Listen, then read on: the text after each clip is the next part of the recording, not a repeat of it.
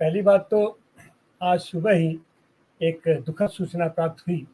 हमारे देश के प्रमुख उद्योगपति जिन्होंने उद्योग जगत की आधारशिला रखी थी, रतन टाटा जी हम लोग के बीच नहीं रहे। उनको भी श्रद्धांजलि अर्पित करते हैं।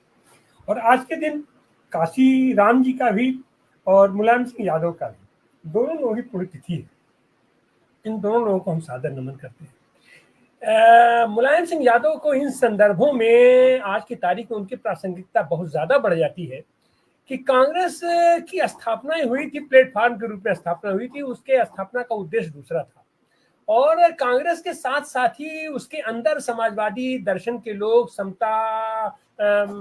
समता मूल्य समाज में विश्वास करने वाले लोग, समाजवाद के प्रति आसक्त लोग उसी समय वो समझ लिए थे। और फिर उसी के छतरी के नीचे उन लोगों ने एक दूसरी अलग जगाई, 1925 में जगाई, 1934 में अपना जगाई। लेकिन उस जो मुख्य आंदोलन था उससे अलग वो लोग अपने आप को सबको वो दिखाना नहीं चाहते थे। फल ये हुआ कि 1934 से जो समाजवादी आंदोलन, खास करके समाजवादी आंदोलन, लोकतांत्रिक समाजवादी का लक्ष्य रख के ये लोग जो आगे बढ़े, बीच में कहीं ना कहीं से थोड़ा सा डेविएट हुआ, चले तो, लेकिन बीच में अपना मिलजुल डेविएट हुई।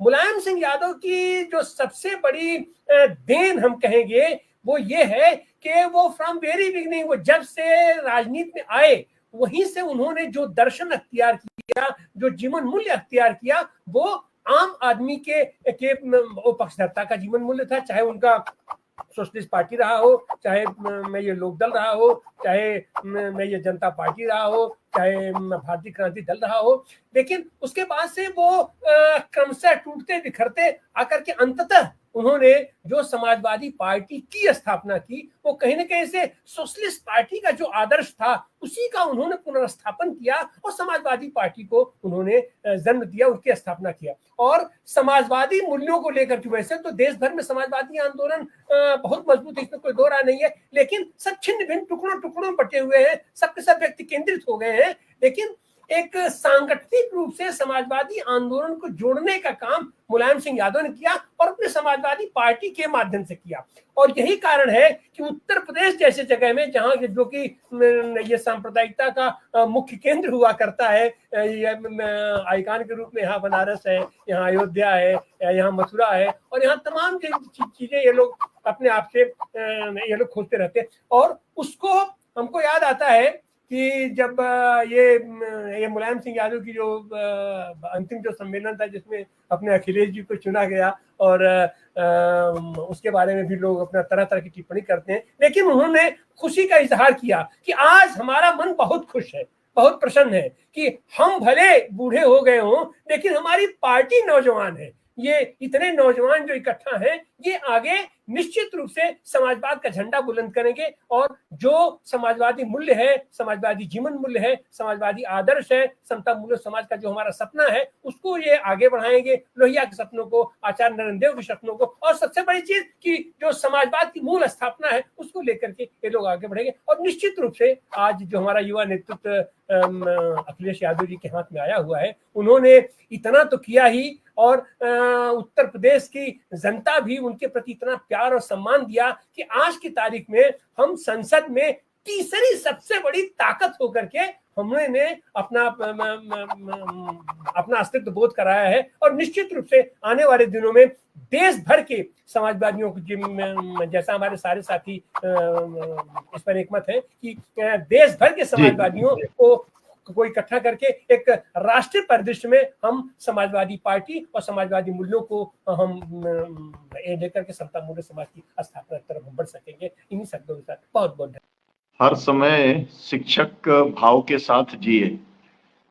शिक्षक तो थे ही, लेकिन अंतिम दिनों में भी मैंने देखा कि वहां पार्टी के लॉन में चले जाते थे और लोगों को चीन के खतरों के बारे में और जिस सांप्रदायिकता के खतरों के बारे में वो बैठ करके आखिरी तक वही सिलसिला उनका चलता रहा। और पहलवानी भी जिंदगी भर करते रहे। बड़े बड़े राजनीतिक पहलवानों को उन्होंने पटकनी देने का काम किया। और उनकी जो मोहब्बत किस किस्म के लोगों से थी वो आपको जाकर के लोहिया पार्क में देखना चाहिए, जनेश्वर पार्क में देखना चाहिए कि मतलब जो 7-8 लोग जिनकी मूर्तियां लगवाई हैं मतलब इस तरीके का व्यक्तित्व कि अचानक एक दिन फोन करके उन्होंने मुझसे कहा कि भाई ये मामा बालेश्वर दयाल की फोटो तुम्हारे पास है क्या, लेके तुरंत आओ, मेरे को बहुत इच्छा है। एक पार्टी ऑफिस में लगवाई, एक अपने घर के अंदर बेडरूम के अंदर लगवाई। मतलब ऐसा एक शख्स जिसके सबसे करीबी कौन लोग रहे, आजम खान साहब सबसे करीबी रहे, बेनी वर्मा जी के सबसे करीबी रहे, और कोई भी ऐसा जन्मदिन नहीं था जनेश्वर मिश्र जी का जिसमें पूरे दिन जाकर के वो ना बैठते हो और वहां पर समाजवाद की चर्चा ना होती। मैं चाहूंगा कि थोड़ा सा समय बाकी है तो अरुण जी आपकी एक अंतिम टिप्पणी। जो उनमें एक विनम्रता और आदर का भाव था अपने पुरखों के प्रति, वो मैंने देखा। जिस बात की चर्चा मैंने की और जो विवादास्पद बयान भी हो सकता है कि लोहिया और जेपी का जो जनसंघ वगैरह से जो टाई अप हुआ जो है, तो मैंने उनकी तारीफ करते हुए ही कहा कि जो काम हमारे पुरखों ने नहीं किया या जो उनसे गलती हुई, उस गलती को आपने जो है ठीक किया और आपने इनसे मोर्चा। तो वो बोले, फिर बहुत ही विनम्रता पूर्वक बोले, आंसू भर के, नहीं कि वो लोग बहुत बड़े लोग थे, हम लोग वहां तक नहीं पहुंच सकते, लेकिन ये है कि मुझे लगता है कि ये शक्तियां बहुत खतरनाक हैं और इनसे लड़ना ही पड़ेगा। तो ये कोई छोटा मोटा योगदान नहीं है। और दूसरी जो समन्वय और समावेशिता की राजनीति है, दरअसल 1991 में जब दुनिया में समाजवादी खेमे का पतन हुआ, सोवियत संघ का पतन हुआ, और आप अपने मित्रों के बारे में भी जानते हैं कि वो समाजवादी शब्द का प्रयोग करने से ही परहेज करते हैं। तमाम अपने मित्र लोग कहते हैं कि समाजवाद तो वो पुराना गांव का घर है जहां कोई नहीं जाना चाहता, जिसकी याद हर कोई करता है।